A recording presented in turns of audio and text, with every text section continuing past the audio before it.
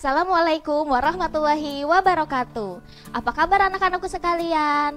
Semoga kalian dalam keadaan sehat walafiat ya. Walaupun kalian masih belajar di rumah, akan tetapi ibu harap kalian tetap semangat dalam belajar.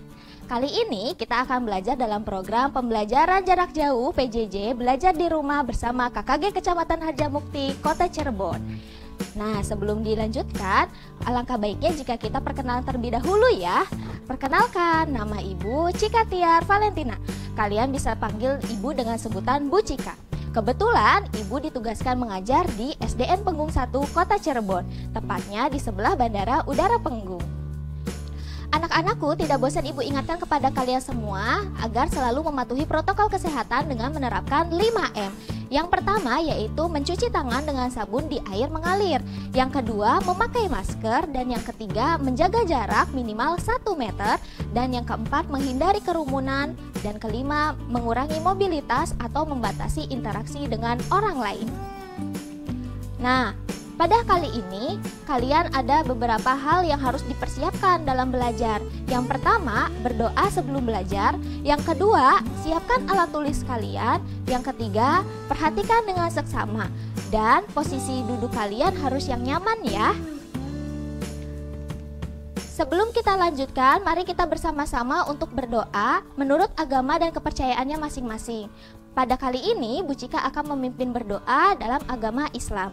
Bismillahirrohmanirrohim. Raditu billahi robba wabil islami dina wabil muhammadin nabiyya wa rasulah rabbi zidni ilman warzukni fahman amin amin ya robbal alamin. Semoga dengan berdoa kalian bisa memahami dan mengerti serta mendapatkan manfaat pada pembelajaran kali ini. Pada kali ini, Bu Cika akan menjelaskan materi mengenai tema 2, udara bersih bagi kesehatan, subtema 3, memelihara kesehatan organ pernapasan manusia, pembelajaran 5 dan 6. Berikut tujuan pembelajaran pada hari ini. Yang pertama, siswa dapat menceritakan kembali tentang cara merawat organ pernapasan manusia. Yang kedua, siswa dapat menjelaskan informasi tentang langkah-langkah membuat gambar cerita.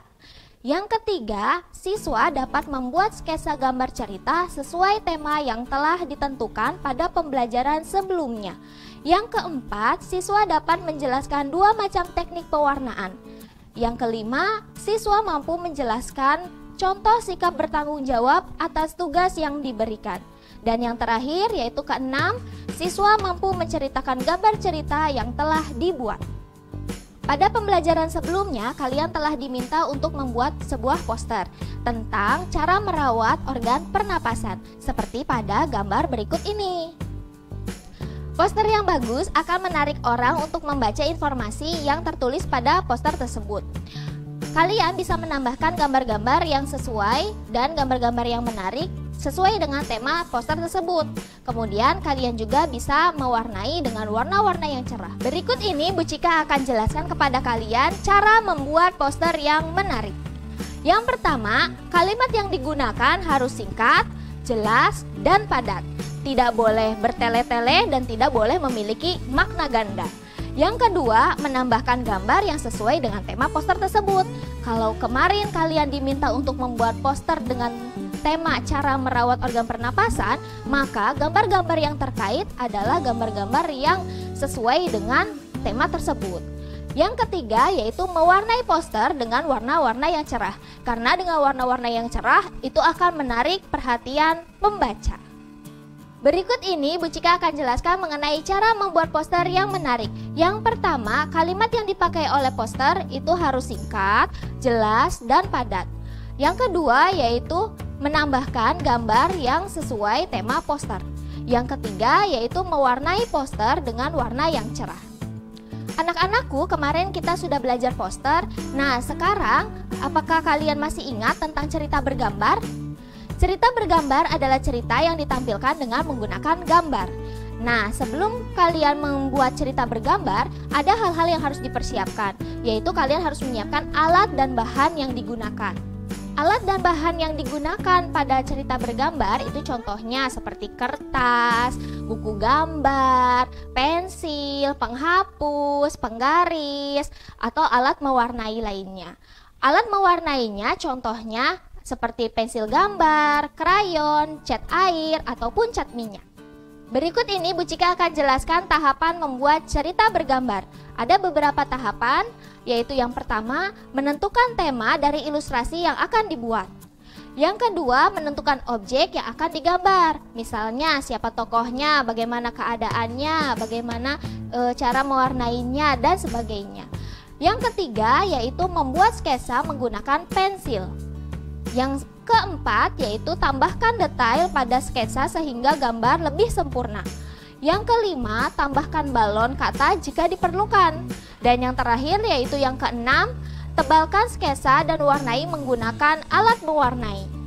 Tadi sudah dijelaskan mengenai tahapan-tahapan cara membuat cerita bergambar. Sekarang Bu Cika memiliki dua gambar. Yang sebelah kiri adalah gambar pertama dan yang sebelah kanan adalah gambar yang kedua.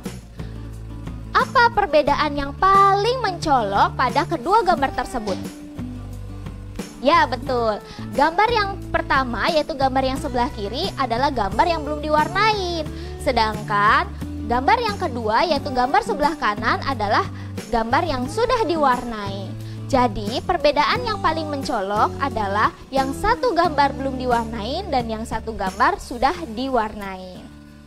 Cerita bergambar akan lebih menarik jika gambar tersebut, gambar ilustrasinya kita warnai dengan warna-warna yang menarik. Nah, teknik mewarnai gambar itu dibagi menjadi dua jenis. Yang pertama yaitu teknik kering dan yang kedua yaitu teknik basah. Nah, kita akan belajar mengenai apa itu teknik kering dan apa itu teknik basah. Yang pertama yaitu teknik kering. Teknik kering ini yang pertama menggunakan krayon atau pensil warna sebagai alat untuk mewarnainya. Yang kedua tidak memerlukan pengencer. Yang ketiga, gambar langsung dibuat di kertas dengan membuat sketsa terlebih dahulu. Berikut ini cara mewarnai dengan teknik kering. Nah, ada beberapa alat yang harus diperlukan di teknik kering ini. Yang pertama yaitu kertas. Kertas apapun bisa dipakai pada tahap teknik kering ini. Terus ada pensil, penghapus, penggaris, dan alat mewarnai yang dipakai yaitu pensil warna dan krayon. Berikut ada contoh gambar dengan menggunakan pensil warna dan krayon. Yang kedua yaitu teknik basah. Pada teknik basah ini menggunakan cat air atau cat minyak sebagai alat mewarnainya. Yang kedua memerlukan pengencer, yaitu air atau minyak. Air untuk cat air dan minyak untuk cat minyak. Yang ketiga yaitu gambar dibuat di kertas yang tebal atau kanvas. Jadi pada teknik basah ini yang diperlukannya itu kertas yang tebal, bisa digunakan menggunakan cat air, dan kanvas bisa digunakan untuk cat minyak. Berikut ini cara mewarnai dengan teknik basah. Ada alat-alat dan bahannya. Yang pertama, seperti tadi dijelaskan, bisa kertas yang tebal ataupun bisa menggunakan kertas. Nah, di sini yang membedakan dari teknik yang kering tadi yaitu dibutuhkan cat air atau cat minyak sebagai alat untuk mewarnainya. Anak-anakku, Bu Cika telah sajikan kepada kalian yaitu cerita bergambar dengan judul Akibat Tidak Bekerja Sama. Nah, di sini ada seorang anak bernama Jaka dan Rudi. Mereka diberi tugas oleh gurunya yaitu untuk mewarnai, akan tetapi Rudi ini masih tetap bermain. Jadi ketika teman-temannya sudah selesai, mereka, Jaka dan Rudi ini belum selesai. Maka dari itu Rudi meminta maaf kepada Jaka dan mereka menyelesaikannya. Nah, pada gambar tersebut kira-kira ada berapa panel ya? Ya, betul. Di sana ada 4 panel dan gambarnya yang disajikan oleh Bu Cika ini, gambar ceritanya sudah diwarnai, maka terlihat lebih menarik. Anak-anakku, cerita gambar yang telah disajikan tadi yaitu tentang tanggung jawab seorang anak terhadap pekerjaan yang diberikan kepadanya. Nah, segala tingkah laku serta perbuatan yang kita lakukan harus dipertanggungjawabkan. Tanggung jawab sendiri merupakan perwujudan kesadaran dalam melaksanakan kewajiban. Berikut ini pelaksanaan tanggung jawab. Nah, tanggung jawab ini dilaksanakan di mana saja ya?